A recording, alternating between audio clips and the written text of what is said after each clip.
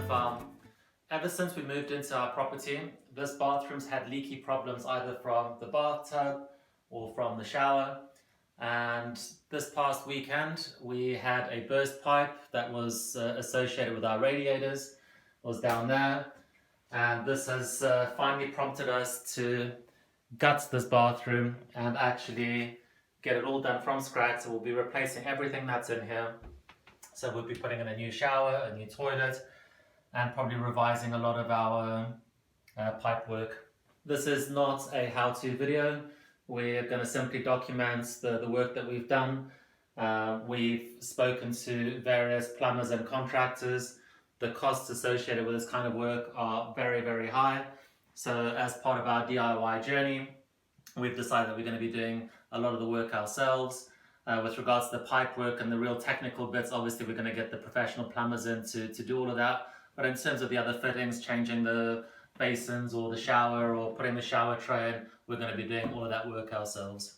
We were never happy with the actual finish of this bathroom. Everything doesn't match. The previous owners, we think, had just gone on eBay and bought a cheap basin here or a discounted shower there. So nothing really matches, and in addition to that, it was a bit of a DIY botch job installing everything. So even things like the shower tray has dropped, everything is just not working as it should do. So it's a matter of removing everything, gutting the entire bathroom, and actually getting it done properly. My wife also absolutely hates this shower. It's just not practical. The way that these doors actually close makes it impossible to try and clean the inner runners. So the grime and the dirt just builds up over time. We've already started doing the work on this shower. I mean, it was never this bad in terms of filth, but we've obviously started to remove the silicone around the edges, and you can actually see how much the bath tray has sunk. That should have been at the same level as the bottom tiles. So it just goes to show another example of the DIY cowboy work that the previous owners had undertaken.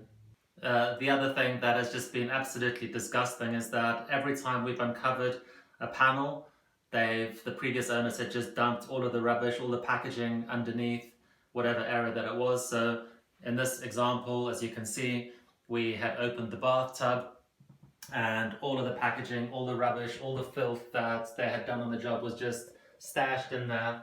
Not only is it disgusting practice, but it's also incredibly impractical. So with this example of the bathtub, when we needed to get in there, which was an emergency, we had to spend 10 minutes first clearing all the rubbish out before we could see access to the pipes, which is just ridiculous really as a practice.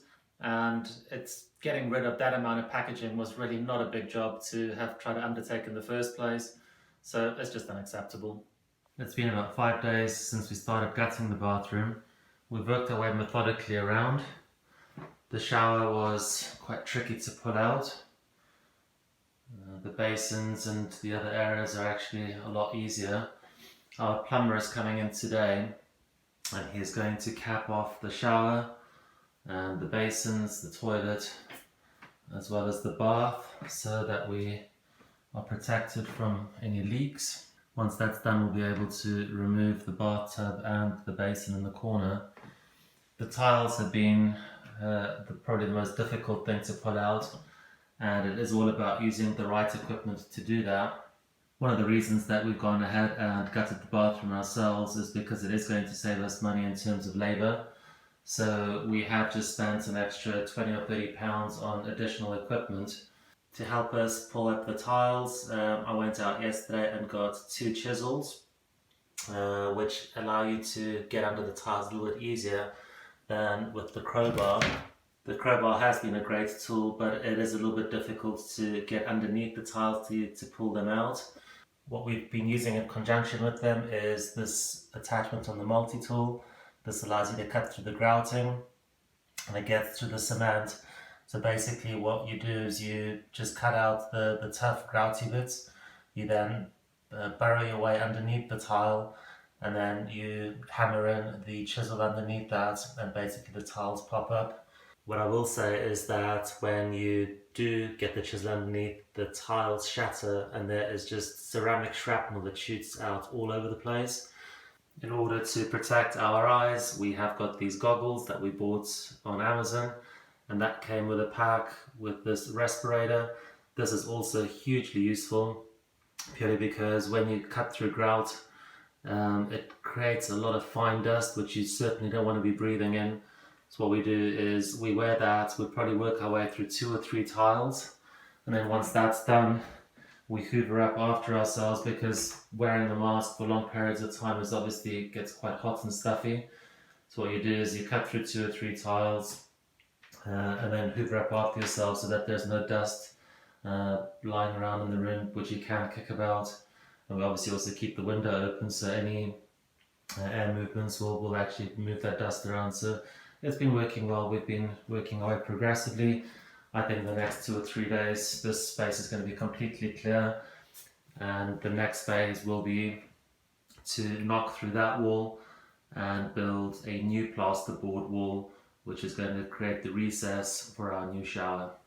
In order to keep progressing with the dismantling of the master shower, we have now capped all water that is coming into this bathroom, which means the shower, the bath and the toilets now do not have any water coming to them. We've used these little caps that basically go onto the pipes. They almost act like terminators. So we can proceed quite carefully. The water that you can see is just the residual water that was left in the pipes themselves. So we can now quite happily and freely start cutting through stuff, knowing that we're not going to be creating any waterworks for ourselves. So there are the 3 remaining bits. The shower and the tiles are going to be next to go. After that, we're going to remove the toilet and the sink. And finally, the bathtub will come out. The reason the bath is left right for the end is because there is still a little bit of water left inside the toilet. Once we've cut that out, we will pick it up and empty the toilet into the bath. The bath drain is still connected, so that will run down, and then the bath will come out as the final step.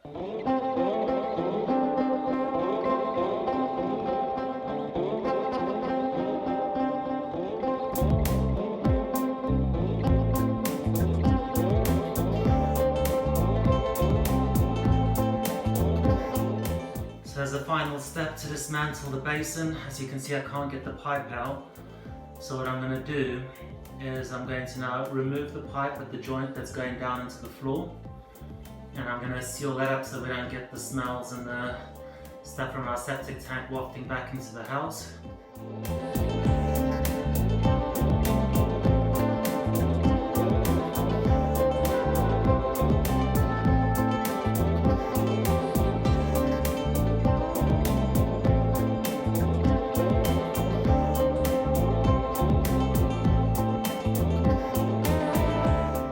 Now we only have the bathtub left that needs to get removed. I have already loosened the waste pipe underneath the bath. It is now loose and free.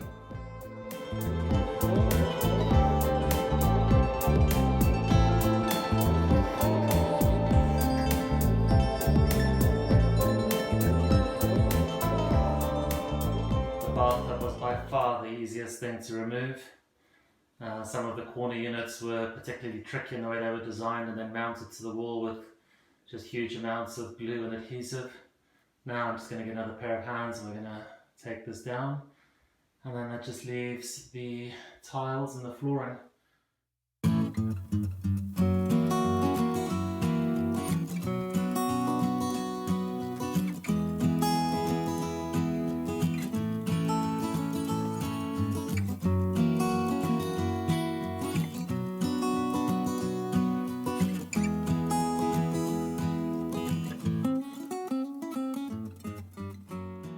So we're nearly done with removing the tiles, and I thought this would be a good time to mention that when I did some research and I went online to see how one removes tiles off of plywood or plyboard that's underneath, a lot of people have just said, well, just don't even bother taking the tiles out because you can just rip the plywood out.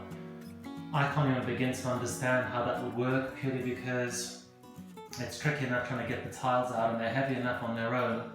So just the thought of trying to plow through the tiles into the plywood and pulling everything out en masse just seems like an incredibly difficult exercise, especially that this is a DIY job and most DIY people are going to have very basic tools like we've got.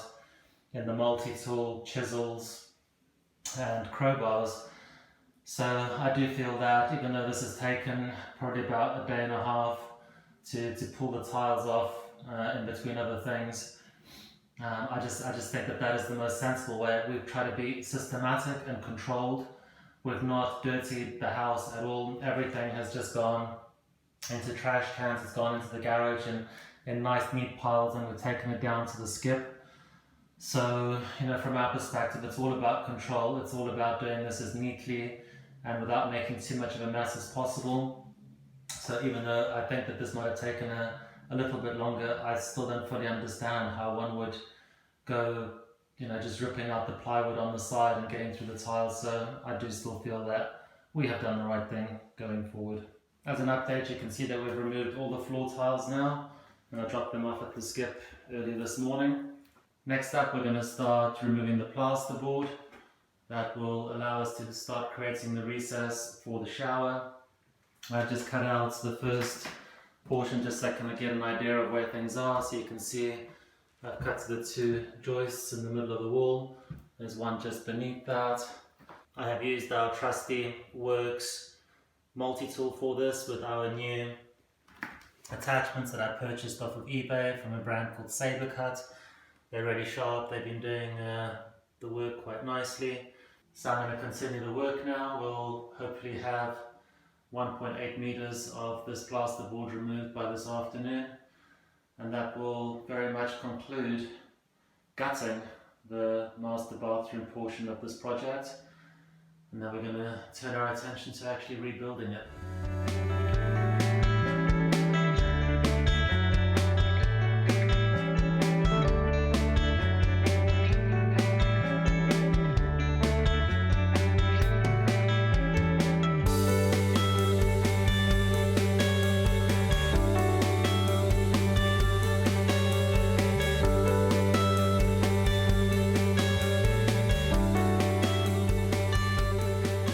There we go, we're all done. We've managed to get the drywall off. It took about 45 minutes to do.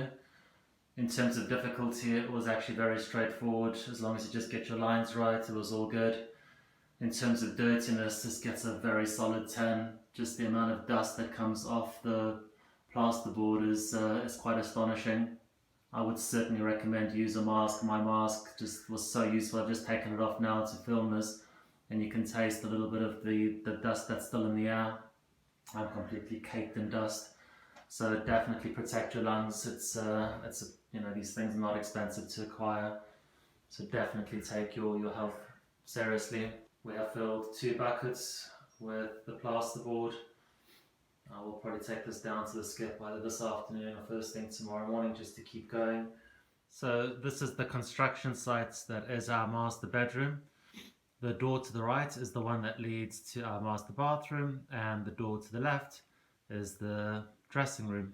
So the plan in the master bathroom that we have now completely gutted is for us to build that recess wall for the shower on that side. So what we're going to do is, from the edge of this shelving unit, we're going to build out a plasterboard wall that's going to come up 1.8 meters, which is the length of the shower tray.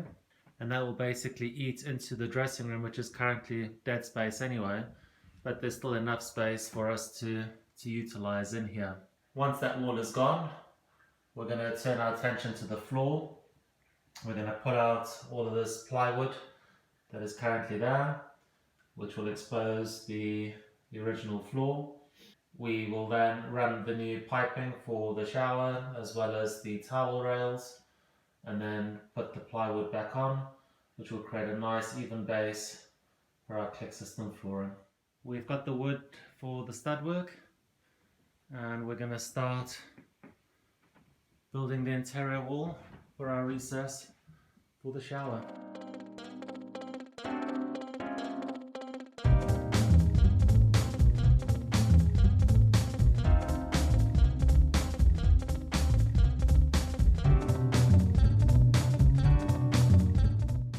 Stud work is now largely gone. It's a bit crazy that we can see into the dressing room. Last piece is going to get cut out, and then we're going to start building the new frame.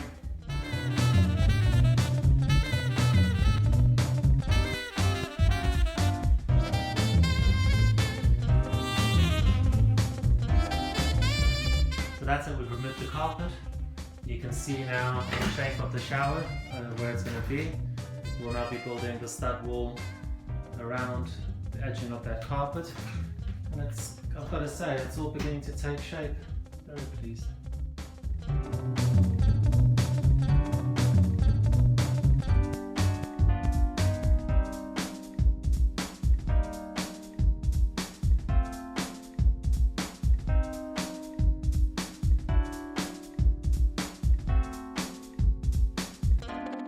That's the interior stud wall finished. Now next step, we're going to put the plasterboard on the other side of that wall. And we're going to leave this side open so we can run our water pipes to the shower and to the waste.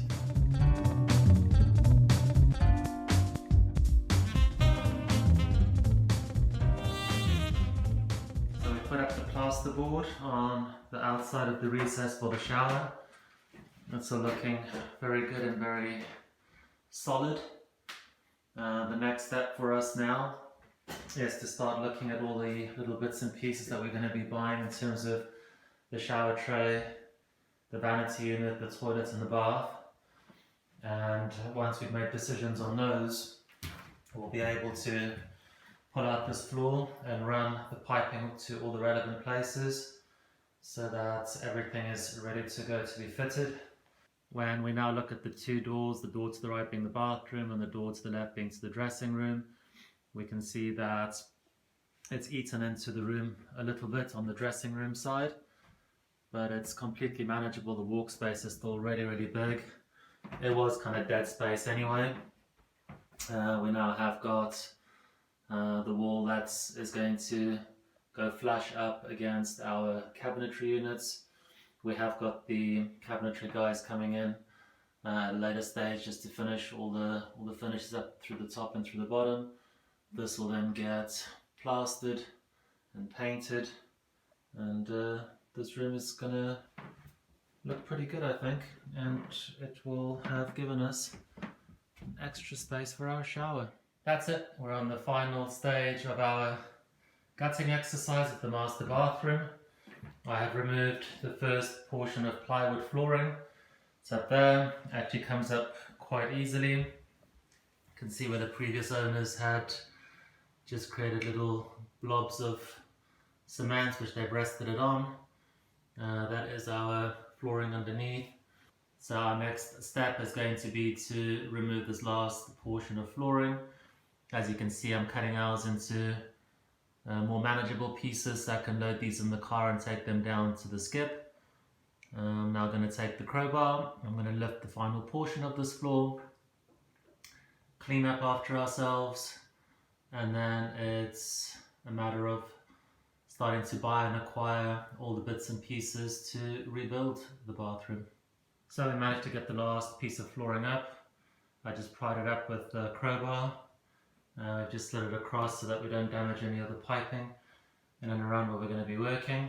I'm now just going to cut it into 4 manageable pieces, and it's going to go downstairs, and then we'll just commence with the cleaning up the last remaining bits and pieces.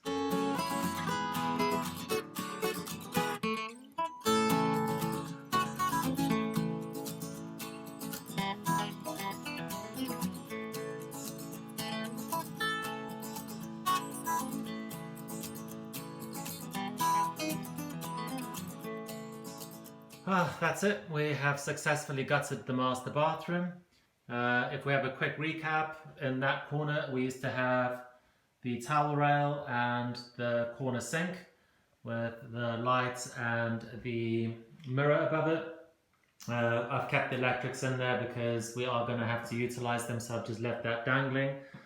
The corner shower used to be right there. That was probably the most difficult portion to remove. We've now created the recess on this side here, which is going to be for our walk-in shower. It's really made this bathroom feel a lot bigger. In that corner, that's where we used to have the bath. That's all gone and been successfully removed. I've still got the plywood that's remaining in here. I'm going to dispose of that tomorrow. But I just wanted to just film this update because it is all successfully completed, and it's all looking, I think, pretty cool. So the next step, as we said earlier, is now for us to start going out and purchasing everything from the shower trays, the shower panels, to the vanity unit, to the new bathtub. Once we've purchased all of the additional bits and pieces like the shower tray, the bath and the basin, we'll then know where they're going to go and how they should be plumbed, both from a water in as well as a waste, and then we will extend all of the plumbing to those various units. So that's all the heavy lifting and the heavy labor out of the way for now. The next portion is for us to start bringing in all the pieces that are going to help us rebuild this bathroom. Hopefully that'll be a lot more fun, and that will be the basis of part 2 of this video. See you then. Thanks for watching. You can also follow us on Twitter or check out our website at myhomefarm.co.uk. If you enjoyed this video, please hit the subscribe button below, and if you have any suggestions for any other videos you would like to see, please leave a comment. We hope to see you on our next video.